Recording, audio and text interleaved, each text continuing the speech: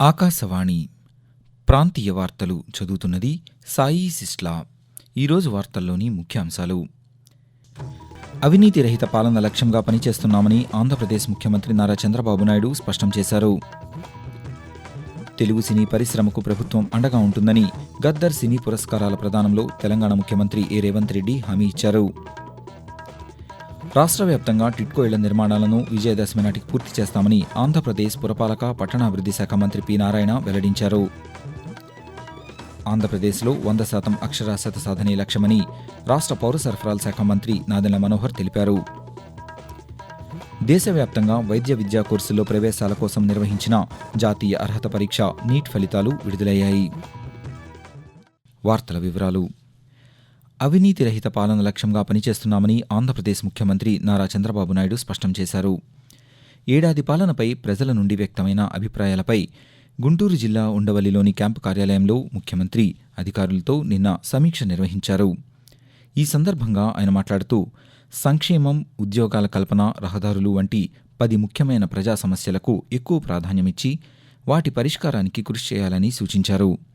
175 నియోజకవర్గాల్లో జాబ్ మేళాలు నిర్వహించడంతో పాటు ఆగస్టు 15వ తేదీ నాటికి అన్ని సేవలను వాట్సాప్ గవర్నెన్స్ మనమిత్ర పరిధిలోకి తీసుకురావాలని ముఖ్యమంత్రి అధికారులను ఆదేశించారు.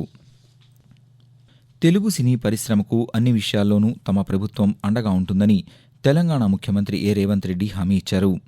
హైదరాబాద్లో నిన్న జరిగిన గద్దర్ ఫిల్మ్ అవార్డ్స్ 2024 కార్యక్రమంలో పాల్గొన్న ఆయన మాట్లాడుతూ కొన్ని అంశాల్లో కఠిన నిర్ణయాలు తీసుకున్నప్పటికీ సినీ పరిశ్రమ అభివృద్ధికి తోడ్పాటును అందించడంతో పాటు సముచిత స్థానం కల్పించడానికి రాష్ట్ర ప్రభుత్వం ప్రయత్నిస్తుందని స్పష్టం చేశారు.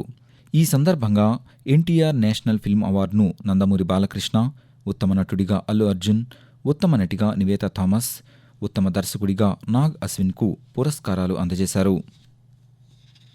రాష్ట్ర వ్యాప్తంగా అన్ని మున్సిపాలిటీల్లో పెండింగ్లో ఉన్న టిడ్కో ఇళ్ల నిర్మాణాలను విజయదశమి నాటికి పూర్తి చేసి పేదలకు అందిస్తామని ఆంధ్రప్రదేశ్ పురపాలక పట్టణాభివృద్ధి శాఖ మంత్రి పి నారాయణ తెలిపారు. శ్రీ పొట్టి శ్రీరాములు నెల్లూరు జిల్లా నెల్లూరులో నిన్న ఆయన వివిధ శాఖల అధికారులతో సమీక్ష నిర్వహించారు. ఈ సందర్భంగా మంత్రి మాట్లాడుతూ 28 లక్షల మంది డ్వాక్రా మహిళల సాధికారతే తమ ప్రభుత్వ లక్ష్యమని వెల్లడించారు. స్వయం సహాయక గ్రూపు సభ్యులకు సాంకేతిక పరిజ్ఞానాన్ని చెరువు చేసేందుకు ట్యాబ్లు ఇస్తున్నామని నారాయణ వివరిస్తూ, మెఫ్మాలో ఇంతవరకు అసలు డేటా అంటూ కంప్యూటరైజేషన్ లేదు. ఈ ప్రభుత్వం వచ్చిన తర్వాత ముఖ్యమంత్రి గారి యొక్క ఆదేశాలతో డేటా మొత్తం కంప్యూటరైజేషన్ చేశారు.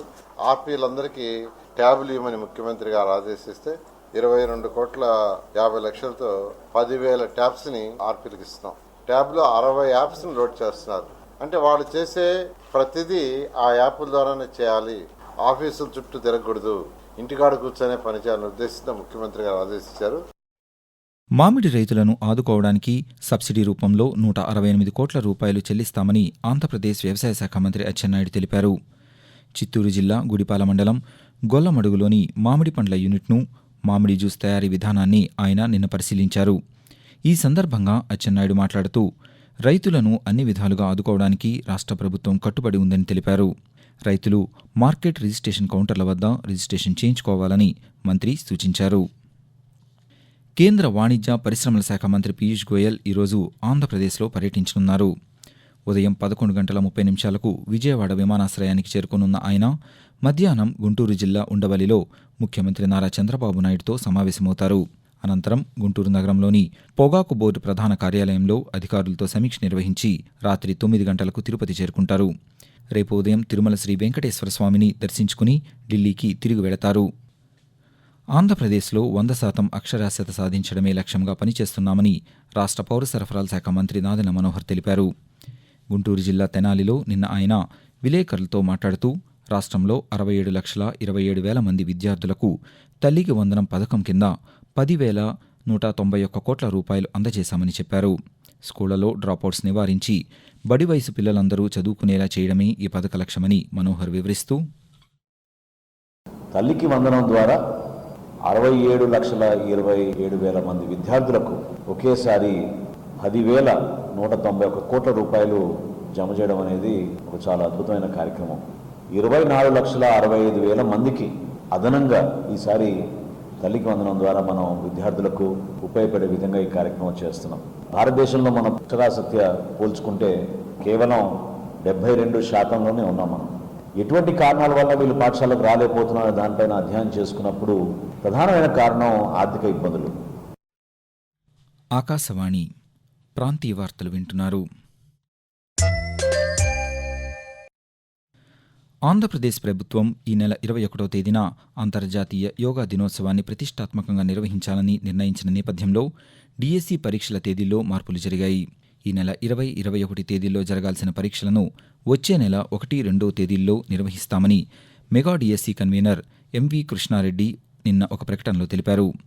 పరీక్షా కేంద్రాలు, పరీక్ష తేదీలు, మార్చిన హాల్ టికెట్లను apdse.apcfss.inలో ఈ నెల 25వ తేదీ నుండి అందుబాటులో ఉంచుతామని తెలిపారు. విభిన్న ప్రతిభావంతుల సంక్షేమానికి తమ ప్రభుత్వం కట్టుబడి ఉందని ఆంధ్రప్రదేశ్ గృహ నిర్మాణ, సమాచార, పౌర సంబంధాల శాఖ మంత్రి కొలుసు పార్థసారథి వెల్లడించారు. ఏలూరు జిల్లా నూజివీడులోని క్యాంపు కార్యాలయంలో 10 మంది విభిన్న ప్రతిభావంతులకు నిన్న ఆయన విద్యుత్ సైకిళ్లను అందజేశారు. ఈ సందర్భంగా మంత్రి మాట్లాడుతూ విభిన్న ప్రతిభావంతులకు అందించే పింఛను 6,000 రూపాయలకు పెంచామని, దీర్ఘకాలిక వ్యాధిగ్రస్తులకు పింఛన్ 10,000 రూపాయలకు పెంచామని తెలిపారు. అర్హులైన విభిన్న ప్రతిభావంతులకు స్వయం ఉపాధి పథకం కింద రుణాలు మంజూరు చేయడంతో పాటు అర్హులైన వారికి గృహాలు కూడా అందిస్తామని పార్థసారథి వెల్లడించారు. వైద్యుల కంటే రోగులకు నర్సులు అందించే సేవలు ఎంతో గొప్పవని కేంద్ర గ్రామీణాభివృద్ధి, కమ్యూనికేషన్ శాఖల సహాయ మంత్రి డాక్టర్ పెమ్మసాని చంద్రశేఖర్ పేర్కొన్నారు. గుంటూరులోని ప్రభుత్వ నర్సింగ్ కళాశాలకు తులసి రామచంద్ర ప్రభు అందించిన 33 లక్షల రూపాయల విలువైన బస్సును ప్రారంభించిన అనంతరం మంత్రి మాట్లాడుతూ ఈ విధంగా దాతలు ముందుకు వచ్చి సమాజానికి సేవ చేయడంపై హర్షం వ్యక్తం చేశారు. ఇటువంటి కార్యక్రమాల వల్ల విద్యార్థులకు సమాజం పట్ల కృతజ్ఞత పెరుగుతుందని కేంద్ర సహాయ మంత్రి చంద్రశేఖర్ తెలియజేస్తూ అత్యంత సేవ చేసే వాళ్ళు డాక్టర్ల కంటే కూడా పేషెంట్లకు ఎక్కువ సేవ చేసే వాళ్ళు ఎవరంటే నర్సులు. వాళ్ళకి జెనెటిక్ గానే సేవాభావం ఉంటుంది, అందుకే వాళ్ళు నర్సింగ్ ప్రొఫెషన్ తీసుకుంటారు. వేరే వాళ్ళు ఎవరు చేయలేరు అది. వీళ్ళందరూ దాదాపుగా 200 మంది బిఎస్సి, 230 మంది ఎంఎస్సి వాళ్ళు ఉన్నారు. వీళ్ళందరూ రేపు జీవితంలో ఒక కొన్ని లక్షల మందికి సర్వీస్ చేస్తారు. ఆ సర్వీస్ అద్భుతంగా చేస్తారని ఇటువంటి స్ఫూర్తితోటి అది మీ ఇంపాక్ట్. కేవలం ఈ 230 మందిని మెడికల్ కాలేజీకో తీసుకెళ్లటం కాదు, ఇందులో ఉండే పూర్తి ఏదైతే ఉందో అది రేపు లక్షలాది కుటుంబాలకి మంచి సర్వీస్ చేసే విధంగా ఉపయోగపడుతుందని నేను నమ్ముతున్నాను. దేశవ్యాప్తంగా వైద్య విద్యా కోర్సుల్లో ప్రవేశాల కోసం నిర్వహించిన జాతీయ అర్హత పరీక్ష నీట్ ఫలితాలు విడుదలయ్యాయి. మే 4వ తేదీన జరిగిన నీట్ పరీక్ష ప్రాథమిక కీను ఇటీవల విడుదల చేసి అభ్యంతరాలు స్వీకరించిన జాతీయ పరీక్షల సంస్థ ఎన్టీఏ నిన్న ఫలితాలను ప్రకటించింది. స్కోర్ కార్డు కోసం అభ్యర్థులు తమ ఈమెయిళ్లను చెక్ చేసుకోవాలని ఎన్టీఏ సూచించింది. ఈ ఫలితాలలో తెలుగు విద్యార్థులు మెరుగైన ప్రతిభ కనబరిచారు. తెలంగాణ నుండి 41,584 మంది, ఆంధ్రప్రదేశ్ నుండి 36,776 మంది నీట్లో అర్హత సాధించారు. బంగ్లాదేశ్ నుండి ఉత్తర బంగాళాఖాతం మీదుగా దక్షిణ ఒడిశా వరకు, మరాఠ్వాడా నుండి తెలంగాణ మీదుగా కోస్తాంధ్ర వరకు వేర్వేరు ఉపరితల ద్రోణులు ఏర్పడ్డాయి. అలాగే ఉత్తరాంధ్రకు ఆనుకుని పశ్చిమ మధ్య బంగాళాఖాతంలో ఉపరితల ఆవర్తనం ఆవరించింది. వీటి ప్రభావంతో నిన్న కోస్తా, రాయలసీమల్లో పలు ప్రాంతాల్లో వర్షాలు కురిశాయి. రాబోయే 24 గంటల్లోనూ ఆంధ్రప్రదేశ్లోని అనేక ప్రాంతాల్లో ఒక మోస్తరు వర్షాలు కురుస్తాయని అమరావతిలోని భారత వాతావరణ కేంద్రం తెలిపింది.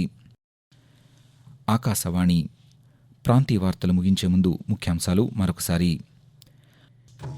అవినీతి రహిత పాలన లక్ష్యంగా పనిచేస్తున్నామని ఆంధ్రప్రదేశ్ ముఖ్యమంత్రి నారా చంద్రబాబు నాయుడు స్పష్టం చేశారు. తెలుగు సినీ పరిశ్రమకు ప్రభుత్వం అండగా ఉంటుందని గద్దర్ సినీ పురస్కారాల ప్రదానంలో తెలంగాణ ముఖ్యమంత్రి ఏ రేవంత్ రెడ్డి హామీ ఇచ్చారు. రాష్ట్ర వ్యాప్తంగా టిడ్కో ఇళ్ల నిర్మాణాలను విజయదశమి నాటికి పూర్తి చేస్తామని ఆంధ్రప్రదేశ్ పురపాలక, పట్టణాభివృద్ధి శాఖ మంత్రి పి నారాయణ వెల్లడించారు. ఆంధ్రప్రదేశ్లో 100% అక్షరాస్యత సాధనే లక్ష్యమని రాష్ట్ర పౌర సరఫరాల శాఖ మంత్రి నాదెళ్ల మనోహర్ తెలిపారు. దేశవ్యాప్తంగా వైద్య విద్యా కోర్సుల్లో ప్రవేశాల కోసం నిర్వహించిన జాతీయ అర్హత పరీక్ష నీట్ ఫలితాలు విడుదలయ్యాయి. ఆకాశవాణి ప్రాంతీయ వార్తలు ఇంతటితో సమాప్తం. తిరిగి 7 గంటల 5 నిమిషాలకు జాతీయ వార్తలు వింటారు.